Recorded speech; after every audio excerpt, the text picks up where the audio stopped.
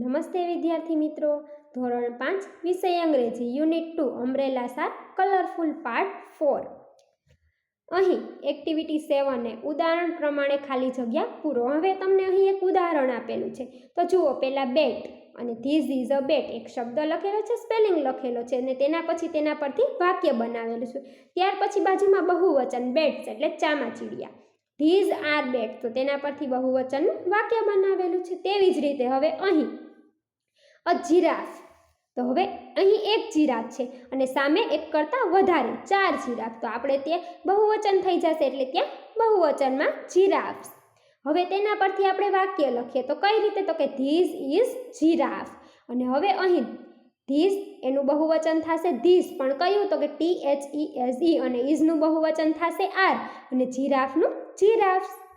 આ રીતે. ત્યાર પછી જુઓ અ મેન અને મેન, તો એક વચનમાં MAN મેન અને બહુવચનમાં MEN મેન. તો હવે આપણે અહીં વાક્ય લખીએ કઈ રીતે, તો કે સૌથી પહેલા ધીઝ ઇઝ અ મેન, તો હવે અહીં બહુવચનમાં લખીએ તો સૌથી પહેલા ધીઝનું 5 અક્ષર વાળું THESE ધીઝ, અને ઇઝનું બહુવચન થશે આર અને મેનનું men MEN, these are men. ત્યાર પછી અ પેન, પેન એટલે કળાઈ, અને બાજુમાં એક કરતાં વધારે બહુવચન 5 કળાઈ છે એટલા માટે પેન્સ. તો હવે આપણે અહીં બહુવચન લખીએ કે ધીઝ ઇઝ અ પેન.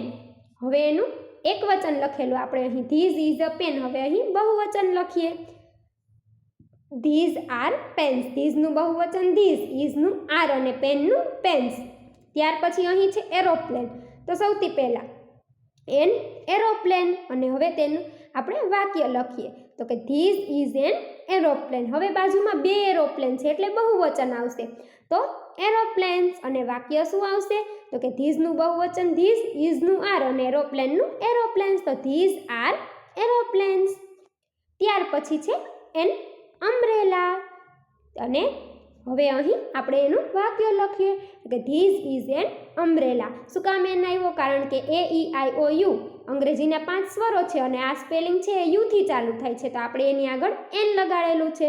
ત્યાર પછી બાજુમાં બહુવચન, તો એન અમ્બ્રેલા, તો એનું બહુવચન શું થશે, તો કે અમ્બ્રેલાસ. બહુવચન કરીએ ત્યારે આગળથી આર્ટિકલ દૂર થશે. હવે એનું વાક્ય લખીએ તો ધીઝનું બહુવચન થશે ધીઝ, ઇઝનું બહુવચન થશે આર અને અમ્બ્રેલાનું અમ્બ્રેલાસ, ધીઝ આર અમ્બ્રેલાસ. ત્યાર પછી એક્ટિવિટી 7B, ચિત્ર જોઈ ઉદાહરણ પ્રમાણે વાક્ય બનાવો. હવે અહીં તમારે ચિત્ર જોઈ અને ઉદાહરણ પ્રમાણે તમારે વાક્ય બનાવવાના છે. તો જુઓ, સૌથી પહેલા આપણે અહીં એક ગાજરનું ચિત્ર આપેલું છે, તો શું કહેલું છે, તો કે ધેટ ઇઝ અ કેરોટ. પહેલું ગાજર છે. હવે અહીં એક કરતાં વધારે છે, તો શું કહેવાનું છે, તો કે ધેટનું બહુવચન થશે ધોઝ, ઇઝનું બહુવચન થશે આર અને કેરોટનું કેરોટ્સ, ધોઝ આર કેરોટ્સ. પહેલા ગાજર છે. હવે અહીં એ જ રીતે જુઓ, તમને અહીં એક હોડીનું ચિત્ર આપેલું છે, પણ એ કેવું છે, તો કે એક જ છે એટલા માટે અહીં આપણે એક વચનથી વાક્ય બનાવશું, તો કે ધેટ ઇઝ અ બોટ. પહેલી હોડી છે. ત્યાર પછી નીચે ચાવી, તો ચાવી છે એક કરતાં વધારે છે, તો આપણે ત્યાં બહુવચન, તો ધેટનું બહુવચન શું થશે, તો કે ધોઝ, અને ઇઝનું આર અને કીઝ, ધોઝ આર કીઝ. પહેલી ચાવી છે. હવે અહીં જુઓ, તમને અહીં આ બધા સ્ટવ, ગેસનો ચૂલો, સગડીને પ્રાઇમસ, એ બધા સ્ટવ જ છે, આપણે તેના પર રાંધીએ જ છીએ, તો એ બહુવચન છે, 3 જાતના છે, એટલે ત્યાં શું લખીશું, ધોઝ આર સ્ટવ્સ.